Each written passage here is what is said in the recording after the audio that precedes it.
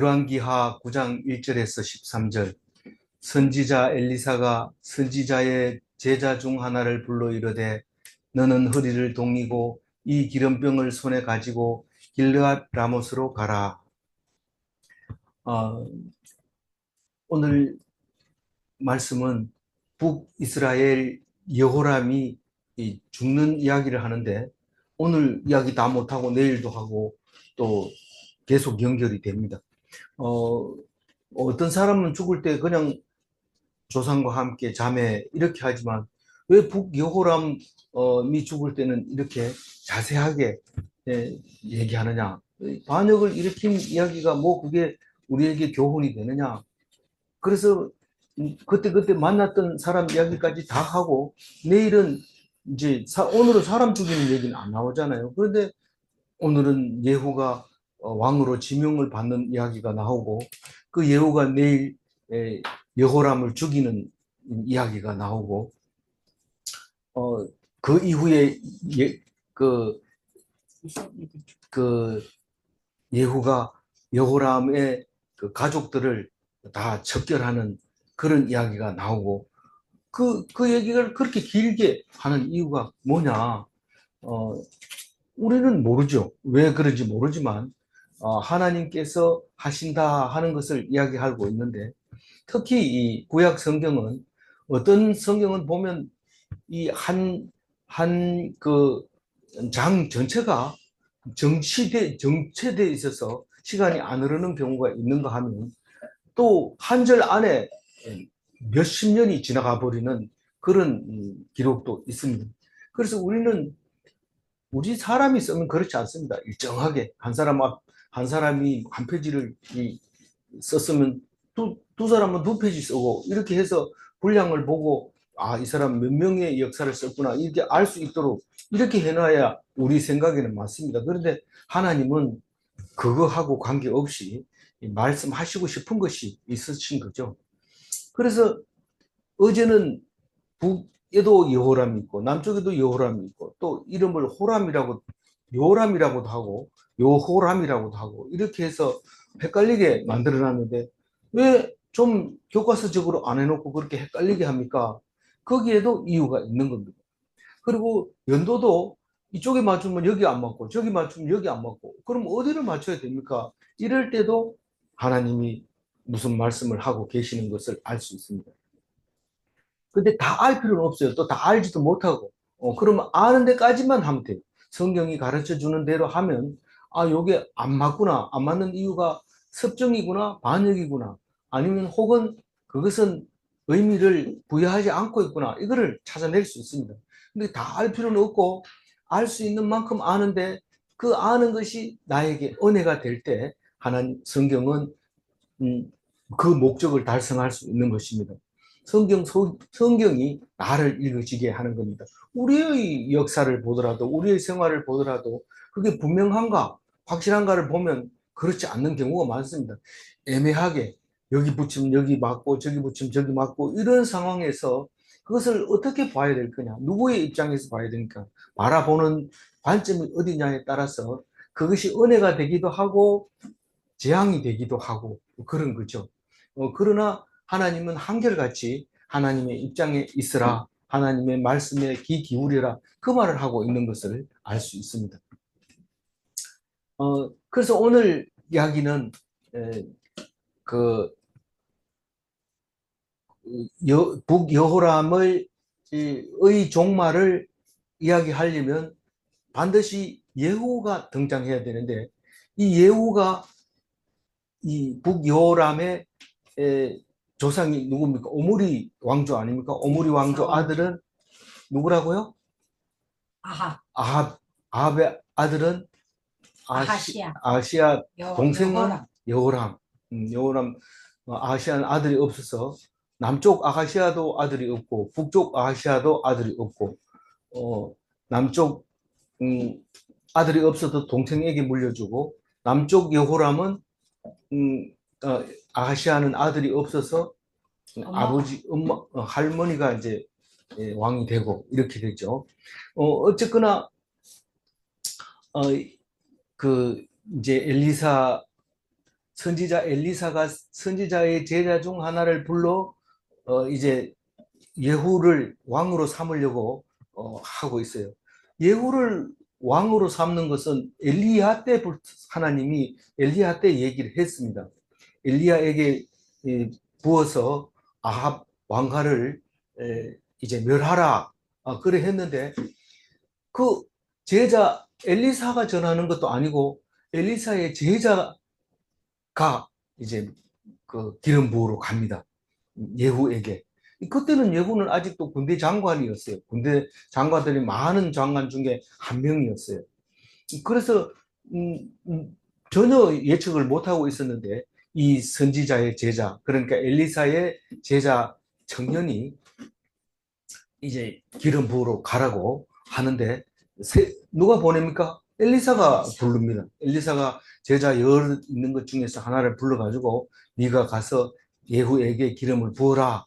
그러면서 너는 허리를 동이고, 이 말은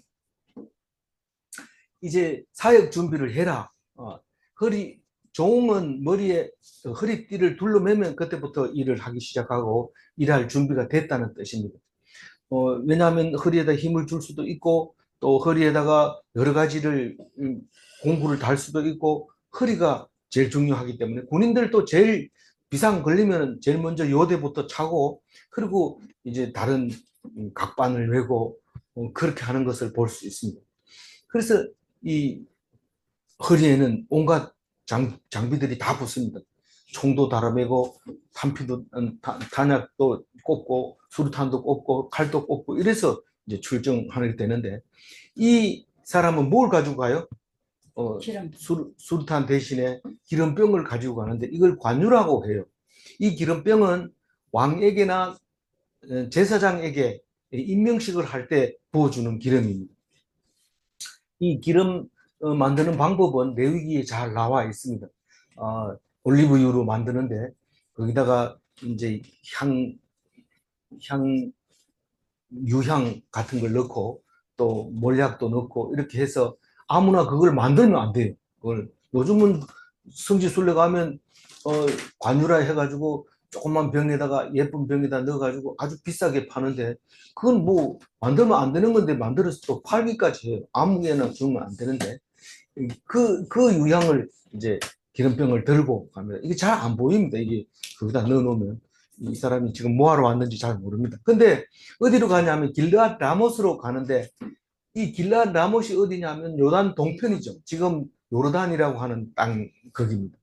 모세가 그거를 땅을 다 차지하고 두 거인 왕들을 다 죽이고 그 땅을 차지하고 두 지파 반에게 머나세 반 지파와 갓 지파와 또 르우벤 맏아들 지파 이렇게 세 지파에게 줬는데 결국은 여기서 빼앗깁니다. 여기서 아람 왕에게 하사엘에게 빼앗기는 역사가 기록이 되어 있는데 거기는 아버지 이 아합 때는 당당하게 북이스라엘 땅이었죠.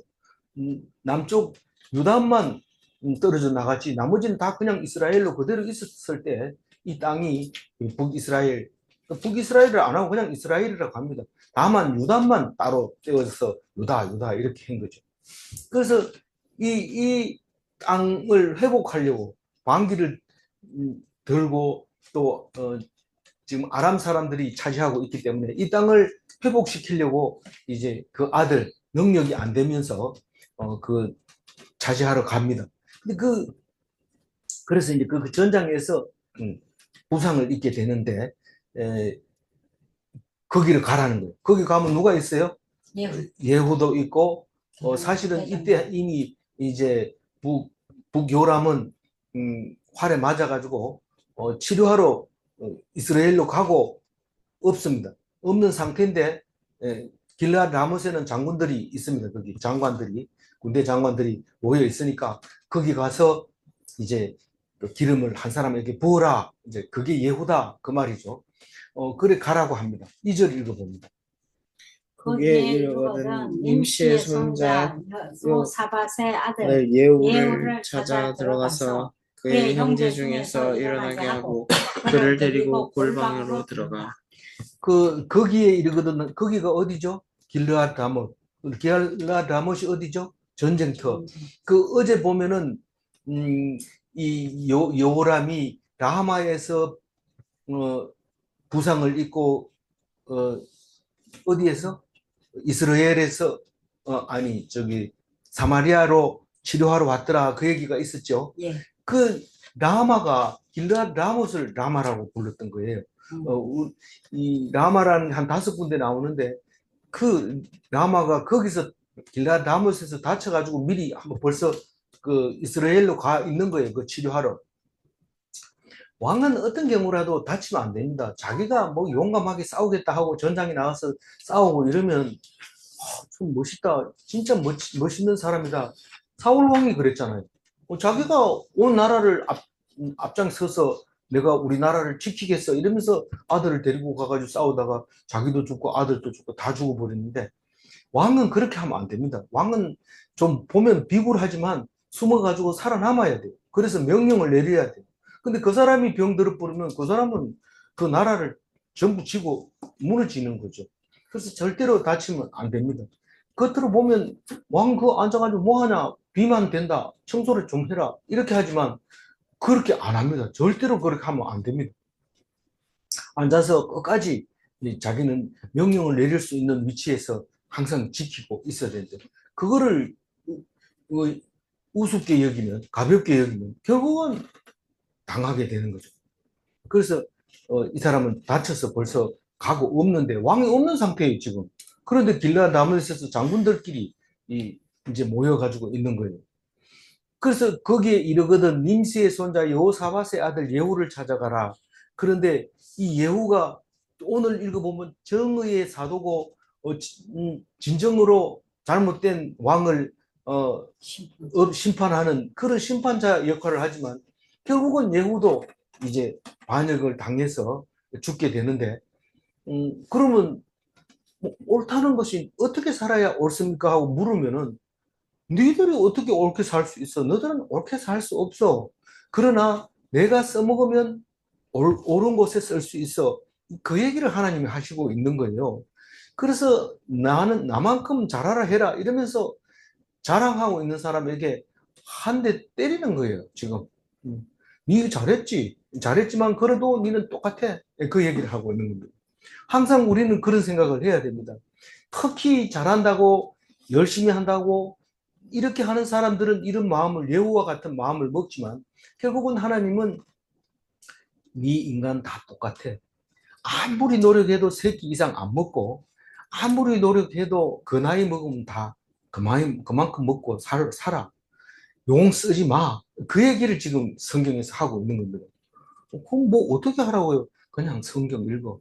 기보고 하나님께서 주신 은혜에 깊이 빠져들어. 그냥 그렇게 살아. 근데 그 얘기를 하고 있는데 들리는 사람만 들리지 그게 안 들리죠. 조금이라도 더 잘하고 조금이라도 남보다 나아야 되지 성이 차지. 안 그런데 어떻게 살 수 있습니까? 그래서 예후를 찾아 들어가서 이런데 엘리사의 제자들은 예후 이러면 다 알아듣습니까? 못 알아듣죠. 근데 어떻게 알아요? 가보면 이게 예후구나. 네가 가면 안다. 한 번도 못 봤더라도 네가 가보면 그 사람인 줄 안다. 가봐라. 내가 가르쳐 줄게. 하나님이 그렇게 말씀하십니다. 그래서 이유 달면 안 돼요. 가라 하면 가야 돼요. 가가지고 정 모르면 당신이 nim시의 손자요? 여호사밧의 아들 맞아요? 이렇게 물어보면 되잖아요. 근데 안 물어봐도 돼요. 딱 가보면 벌써 예후인지 압니다. 그래서 그의 형제들에게서 일어나게 하고 보통 왕을 세울 때는 형제들 중에서 세웁니다. 일렬로 쭉 세워가지고 왕 될 만한 사람한테 기름 부어주는데 그게 다윗 때도 그렇게 했고요. 그렇게 하는데 여기서는 형제들 중에서 일어나게 하는데 주로 형제들이 다 장관들입니다. 군대 장관입니다. 그 첫째, 둘째, 셋째, 넷째 이렇게 있어서 그렇지 다 군대 장관들이 그 군대 가는 거죠. 한 형제만 가는 게 아니고 다윗 때도 사울 때도 다 그렇게 형제들이 가서 군대 장관 했어요. 그래서 형제 중에서 일어나게 하고 그를 데리고 골방에 들어가 일어나게 하고 이 말은 선발해서 뽑아가지고 다른 사람 다 앉아있고 그 사람만 일어나서 그를 데리고 골방으로 가라 그러는데 이 골방 옆방, 집, 뭐 여러 개로 표현하는데 한 가지 얘기를 하면 이 독방으로 들어가래. 두 사람만 들어갈 수 있는 방으로 들어가라. 그렇게 얘기합니다. 다른 사람 따로 들어오면 안 된다는 얘기죠. 3절 읽어봅니다.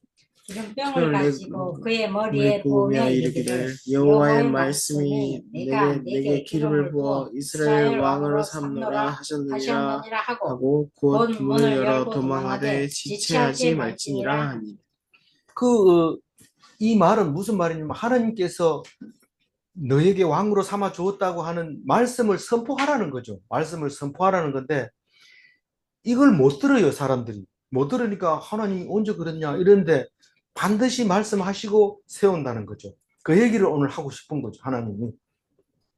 그래서 그걸 누가 들었는데 아무도 못 들었는데 듣는 사람은 딱 두 사람이죠. 기름 붓는 사람과 기름 부음을 받는 사람 두 사람밖에 모르는데 아무도 모르는 그런 선포를 해가지고 나는 모릅니다. 남들이 나를 인정해줘야지 내가 뭐 왕이다 이런다고 됩니까? 이런데 하나님은 꿈속에서 계시로 혹은 적군의 입으로 혹은 어린 아이의 말소리로 나에게 말씀하고 계십니다. 이 삼국지로 보면 유비가 그렇게 왕 될 만한 자격이 있지만 절대로 왕이 안 됩니다. 자꾸 사람들이 왕 세워주려고 이런데 이 핑계 저 핑계 대면서 왕을 안 합니다. 근데 그게 삼국지에서는 그렇게 나오지만 성경에서는 그렇게 나오면 안 됩니다. 하나님이 메시지를 주면 아무도 안 믿고 아무도 안 밀어줘도 자기가 왕 해야 된다는 사명을 갖게 되는 게 성경 속의 하나님의 말씀입니다. 그래서 우리는 아무도 인정한 남편, 아내, 자식, 뭐 친구 아무도 인정을 안 해줘도 자기는 하나님하고 받은 사명을 가지고 목숨을 걸고 합니다. 얘기해도 소용없어요. 얘기하면 우스운 소리만 나죠. 그러니까 될 수 있으면 얘기 안 하고 하나님과 약속을 굳게 잡고 있는 사람이 하나님의 사람입니다. 그래서 골방으로 들어가 가지고 기름병을 가지고 그의 머리에 부으면서 선포를 해라. 말씀으로 선포를 해라. 이 말씀은 이루어지는 말씀이죠. 내가 내게 기름을 부어 이스라엘 왕으로 삼노라. 북이스라엘의 왕으로 삼겠다는 거죠. 그것은 하나님의 말씀이고 하나님 선포고 선지자가 할 수 있는 말이고 그것이 하나님의 음성으로 들려지게 해주시는 겁니다. 그런데 그럼 많은 사람 앞에서 하면 좋지 않느냐? 근데 왜 문을 열자마자 막바로 도망해서 지체하지 말고 도망가라? 그렇게 얘기합니까? 하나님은 째째합니까? 시시합니까? 뭐 왜 쪽팔립니까? 그렇게 얘기합니까? 하나님은 그렇게 합니다. 여러 사람 많은 사람에게 지지를 받으면 좋을 것 같지만 오합지졸을 받아봐야 정신만 사납고 소용이 없고 오히려 일반 거짓을 칩니다. 하나님이 너에게 왕으로 삼았다는 사실만 정확하게 전달하고 분명하게 말하고 아무도 못 알아듣더라도 두 사람만큼 확실히 알아들어라. 그 얘기를 말하고 있는 겁니다. 4절 읽어봅니다. 그 청년 곧 그 선지자의 청년이 길랏 라못으로 갔다. 그 제자라고 해놓고 또 여기서는 청년이라고 합니다. 그래서 정신 차리고 읽어야 돼요. 선지자로 인정은 아직 못 받았지만 선지자 엘리사의 심부름 간 청년을 말합니다. 5절 읽어봅니다. 그가 이르러 보니 군대 장관들이 앉아 있는지라 소년이 이르되 장관이여 내가 당신에게 할 말이 있나이다. 예후가 이르되 우리 모든 사람 중에 누구에게 하려느냐 하니 이르되 장관이여 당신에게이다 하는지라. 이 형제들이라고 했는데 장관들이 전부 다 앉아가지고 있는데 소년이 누군지 몰라요. 예후가 누군지 몰라요. 그래서 가르쳐 준 대로 엘리사가 말한 대로 장관이여 내가 당신에게 할 말이 있나이다. 만약에 눈을 딱 마주치고 이 얘기를 했다면 그 사람이 당연히 예후죠. 근데 모르니까 그냥 큰 소리로 하라는 대로 내가 할 말이 있나이다. 당신에게 이러니까 야, 요 저분 장관인데 누구 보고 얘기하는 거야? 라고 누가 말합니까? 예후가 말합니다. 왜냐하면 예후가 뭐 대빵이라고 말할 수 있죠. 그리고 그 대빵이라는 말보다는 더 멋있는 말이 하나님이 미리 준비해 놓은 사람, 그 사람만 야, 이 중에 누구를 말하는 거야? 라고 말할 수 있는 거지. 그 준비되지 않는 사람은 그렇게 물어보지도 못합니다. 그래서 이 소년은, 이 선지자는 적어도 다른 소년하고 달라요. 선지자의 제자이기 때문에 촉이 있는 거예요. 그래서 당신 장관이여 당신에게 니이다 이렇게 얘기를 하게 됩니다. 그러니까 택함 받은 예후가 우리가 어떻게 택함을 받느냐? 야, 네가 나가라. 뭐 우리 형제 중에 네가 제일이잖아. 빨리 가봐라. 뭐 좋은 말 할 거다. 이러면서 막 밀어줘야 가는 게 아니고 딱 듣고 바로 가버리는 거예요. 이게 택함 받은 자지. 서먹서먹하고 누가 내가 맞을까? 뭐 이런 물어보면 그거는 믿음이 없는 거예요. 물어보는 게 아니고 자기가 바로 하는 거예요. 그래서 그 남에게 평가를 받으려고 애를 쓰는 것이 아니라 하나님이 나에게 주신 메시지에 귀를 기울이는 것이 하나님의 사람이라는 것을 기억해야 됩니다. 6절 읽어봅니다. 예후가 일어나 집으로 들어가니 청년이 그의 머리에 기름을 부으며 그에게 이르되 이스라엘 하나님 여호와의 말씀이 내가 네게 기름을 부어 여호와의 백성 곧 이스라엘의 왕으로 삼노니. 그 이제 파란 글씨로 쓴 게 이제 그 선지자의 제자 이사야의 제자 예비 선지자가 한 말이 길게 나와 있습니다. 길게 나와 있지만 어쨌거나 오늘 얘기를 합니다. 선포를 합니다. 이 기름을 부으면서 하는데 이 기름은 누구에게 붓는다고요? 예후. 왕에게나 혹은 선지자. 제사장에게 붓는 기름인데 이름이 뭐라고요? 관유. 관유라고 했어요. 아무나 만들 수 없는 기름이죠. 법대로 레위기 법대로 만들어진 법. 그게 말씀이 기름이고 우리는 그 기름이 곧 하나님이 나에게 주셨다는 의미를 가지고 있습니다. 아무리 하나님께서 메시지를 줘도 그 기름을 안 부으면 긴가민가 하게 되는데 그 기름을 부었을 때 그 말씀이 반드시 이루어진다는 것이죠. 그래서 말씀합니다. 하나님이 말씀하시기를 내가 네게 기름을 부어 여호와의 백성 곧 이스라엘의 왕으로 삼노니. 이 한결같이 이스라엘 백성은 이스라엘입니다. 우리는 역사를 중요시 여기기 때문에 북이스라엘 남유다 자꾸 이렇게 구별을 하지만 성경은 한 가지로 이스라엘이라고 합니다.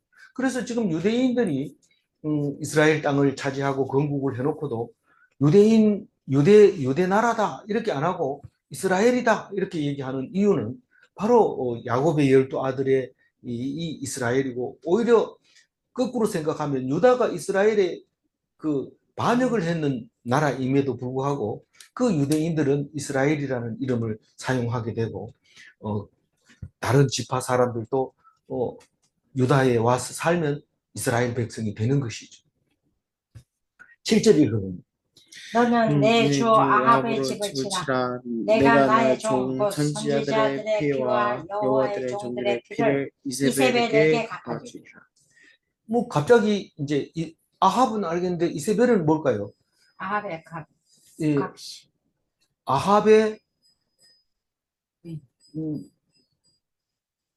그 아합의 부인인데 어디서 왔어요? 두로 시돈에서. 예, 시돈에서 왔죠. 시돈 사람 왕 엣바알의 딸 이세벨을 아내로 삼고 가서 바알을 섬겨 예배하고 그 이방 여인의 열왕기상에서 이야기하고 있는 거고 그 이세벨이 여호와의 선지자들을 엄청 많이 죽였어요. 그래서 그 오바다 선지자가 그 선지자를 숨기고 떡과 물을 준 건데 선지자들을 많이 죽이고 또 이세벨은 또 나봇의 포도밭을 빼앗아서 남편 아합에게 주게 됩니다. 그래서 오늘 선지자들의 피, 여호와의 종들의 피에 대해서 얘기를 합니다. 그래서 이세벨은 아직 안 죽었어요. 아합은 죽었지만 그 아들 요호람이 지금 다쳐가지고 있지만 그런 상태에서 아합의 집을 치라, 아합의 왕조를 치라 이 말입니다. 아합의 왕조는 4왕조고 예후는 이제 5왕조가 될 겁니다. 그 사망조는 누굴까요? 사망조는 7개월만 하고 죽어버리는 그 시므리입니다. 그 다음에 오므리가 시므리를 쳐 죽이고 불태워 죽이고 오므리가 이제 왕이 됐는데 그게 아합의 아버지였죠. 그래서 그게 사망조고 사망조는 시므리고 사왕조가 아합이고 아니 바아사는 2왕조고 1왕조는 여로보암이고 2왕조는 바아사고 3왕조는 시므리고 4왕조는 오므리인데 오므리 아들이 아합이니까 4왕조죠. 4왕조를 멸해라. 니는 5왕조가 된다. 예후가 이제 5왕조가 되는 거죠. 어, 그 얘기를 지금 하고 있습니다.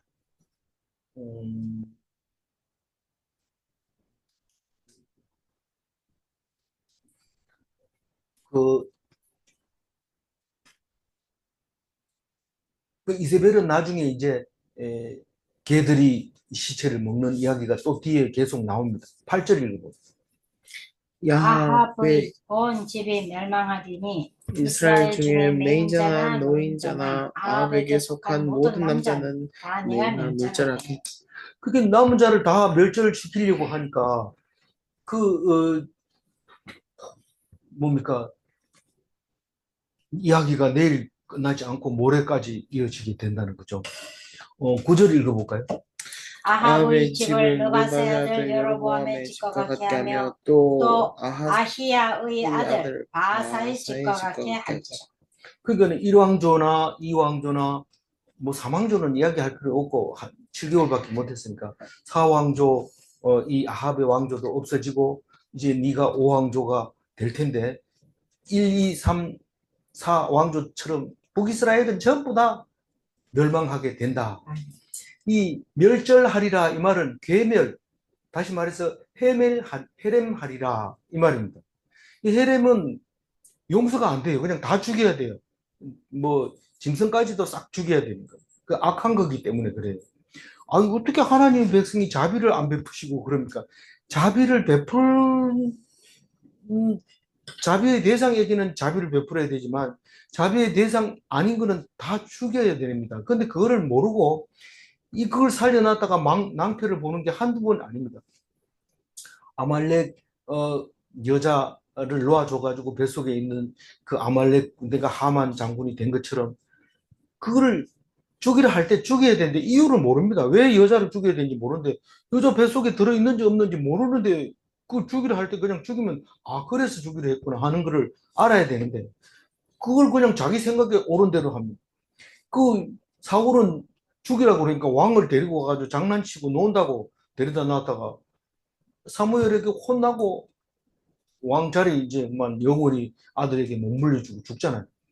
그 사무엘이 그 아말렉 왕을 이제 쪼개버리는데 그런 일이 한두 번이 아닙니다. 멸하라고 했을 때 멸해야 되는데 그게 어떻게 인자하신 하나님이 그렇게 사람들을 무자비하게 죽입니까? 이런데 대적이기 때문에 남겨놓으면 안 되는 겁니다. 철저하게 끊어야 됩니다. 10절 읽어보죠. 이스라엘 지방에서 개들이 이세벨을 먹으리니 그를 장사할 사람이 없으리라 하셨느니라 하고 곧 문을 열고 도망하니라. 지금부터 있어야 될 일들에 대해서 미리 다 얘기합니다. 이 말이 그대로 이루어지는 거죠. 그래서 문을 열고 도망간다. 아까 엘리사가 그 얘기를 제자에게 확실하게 해서 네가 문 열고 어정쩡거리지 말고 나오자마자 문을 닫고 바로 토끼라 이러는 거예요. 그래서 도망을 갑니다. 10절. 11절 읽죠. 예후가 나와서 그의 주인의 신복들에게 이르되 한 사람이 그에게 묻되 평안하냐 그 미친 자가 무슨 까닭으로 그대에게 왔느냐 대답하되 그대들이 그 사람과 그가 말한 것을 알리라 하더라. 왜 미친 사람이라고 얘기해요? 뭐 갑자기 오더니 사람 벌떡 일어나라 해놓고 둘이 들어가더니 갑자기 튀나가 도망가는데 그게 미친 거지. 그건 뭡니까? 안 미친 사람은 안녕하십니까? 내가 어디서 왔는 누굽니다. 그리고 정식으로 인사하고 그리고 뭐 이를 여차합니다. 이래 예의를 갖추면은 미쳤다 소리 하면 안 되죠. 근데 미친 것처럼 들어와가지고 사람 들고 방에 들어가더니 나오자마자 총알같이 튀어나가는 거예요. 그러니까 저 미친 자가 뭐 말하더냐? 괜찮나? 이 말입니다. 평안하냐? 이 말은 괜찮나? 이 도대체 무슨 짓을 한 거냐? 이렇게 이제 물어보는 거죠. 그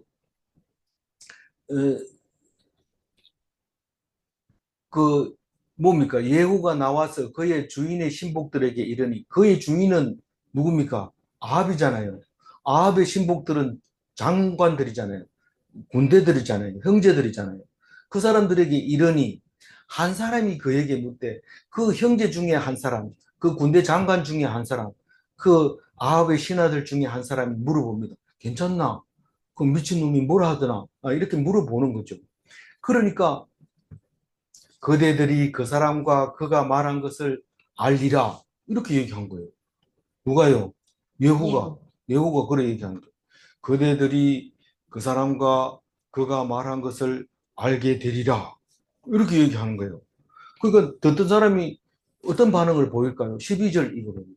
우리가 이르되 당치 아니한 말이라 청하건대 그대는 우리에게 이르라 하니 대답하되 그가 이리 내게 말하여 이르기를 여호와의 말씀이 내가 내게 기름을 부어 이스라엘 왕으로 삼는다 하셨다 하더라 하는지라. 그 12절하고 11절 사이에는 무언가가 애매한 분위기가 지나가고 읽어야 됩니다. 직접적으로 얘기하기는 어렵지만.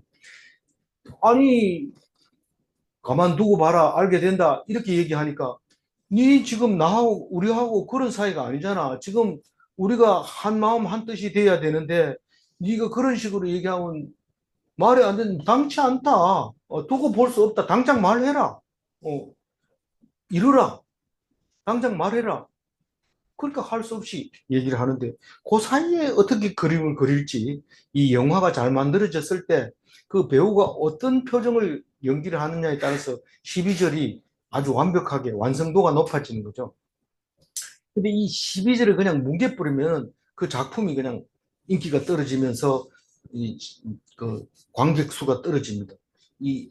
아무리 추석이 맞춰가지고 영화를 개봉한다 하더라도 그게 딱 나왔을 때 그 표정을 딱 보고 딱 얘기했는데 그 표정이 12절이 굉장히 연기하기 어려운 겁니다. 말해라, 말해라, 말해라 할 때 딱 얘기합니다. 나를 왕으로 기름 부었다. 딱 이렇게 얘기합니다.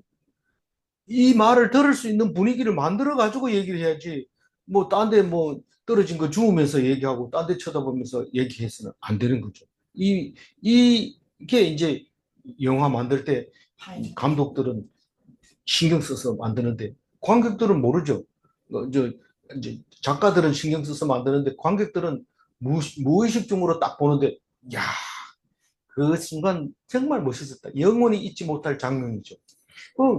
나를 왕으로 기름 부었다 이러면 사람들이 기다리고 있던 것을 탁 듣고 바로 행동을 취해야 됩니다. 이거는 반역이기 때문에 그냥 뭐 준비할까요? 떡 준비할까요? 뭐 사람 초청할까요? 이렇게 하면 이미 이건 실패한 작품이 됩니다.